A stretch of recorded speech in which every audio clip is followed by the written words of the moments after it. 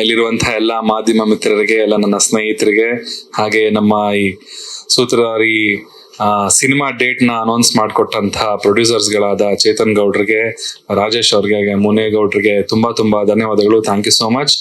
And ನಮ್ಮ ಚಿತ್ರತಂಡಕ್ಕೆ first thanks ಹೇಳ್ತೀನಿ, ಕಿರಣ್ ಅವ್ರಿಗೆ, ಹಾಗೆ ದಾಸ್ ಸರ್ ಅವ್ರಿಗೆ ಅಂಡ್ ನವರಸನ್ ಅವ್ರಿಗೆ.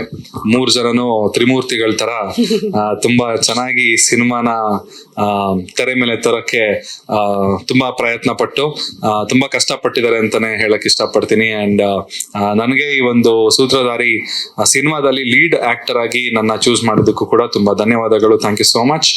ಅಂಡ್ ಅಪೂರ್ವ ಅವ್ರಿಗೂ ತುಂಬಾ ಥ್ಯಾಂಕ್ಸ್, ನನ್ನ ಜೊತೆ ಕೋ ಆರ್ಟಿಸ್ಟ್ ಆಗಿ ಆಕ್ಟ್ ಮಾಡಕ್ಕೆ ಒಪ್ಕೊಂಡಿದ್ದಕ್ಕೆ. ಬಿಕಾಸ್ ನನ್ನ ಡೆಬ್ಯೂ ಮೂವಿ ಆಗಿತ್ತು. ಇವ್ರು ಆಲ್ರೆಡಿ 2-3 ಸಿನಿಮಾ ಆಕ್ಟ್ ಮಾಡಿದ್ರು.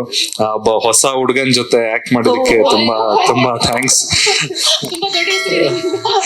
ಅಂಡ್ ಸಂಜನಾ ಅವ್ರಿಗೂ thank you so much. Dash song actually ನನ್ಗೂ ಪರ್ಸನಲ್ ಫೇವ್ರೆಟ್ ಸಾಂಗ್ ಅದು.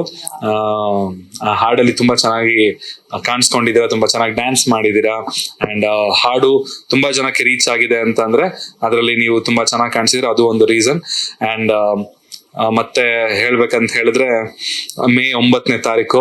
ಸೊ ಅದೇ ತುಂಬಾ ದೊಡ್ಡ ವಿಷಯ. ಇವತ್ತಿನ ಮೇನ್ ಉದ್ದೇಶ, ನಾವು ಇವತ್ತು ಈ ಪ್ರೆಸ್ ಮೀಟ್ ಕರೆದಿರುವಂತ ಕಾರಣ, ಸೂತ್ರಧಾರಿ ಸಿನಿಮಾ ಕರ್ನಾಟಕ ರಾಜ್ಯಾದ್ಯಂತ ಮೇ 9ನೇ ತಾರೀಕು ರಿಲೀಸ್ ಆಗ್ತಾ ಇದೆ.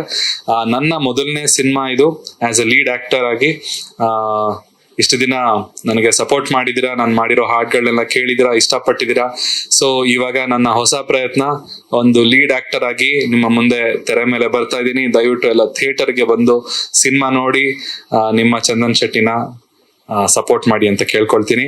ಲೇಟೆಸ್ಟ್ ಹಾಗೂ ಇಂಟ್ರೆಸ್ಟಿಂಗ್ ಸುದ್ದಿಗಳಿಗಾಗಿ ಬಾಸ್ ಟಿವಿ ಕನ್ನಡ ಚಾನೆಲ್ನ ಸಬ್ಸ್ಕ್ರೈಬ್ ಮಾಡಿ, ಹಾಗೆಯೇ ಬೆಲ್ ಐಕಾನ್ ಪ್ರೆಸ್ ಮಾಡಿ. ಇದರ ಜೊತೆಗೆ ಫೇಸ್ಬುಕ್, ಇನ್ಸ್ಟಾಗ್ರಾಮ್, ಎಕ್ಸ್ ನಲ್ಲೂ ಮಿಸ್ ಮಾಡದೆ ಫಾಲೋ ಮಾಡಿ.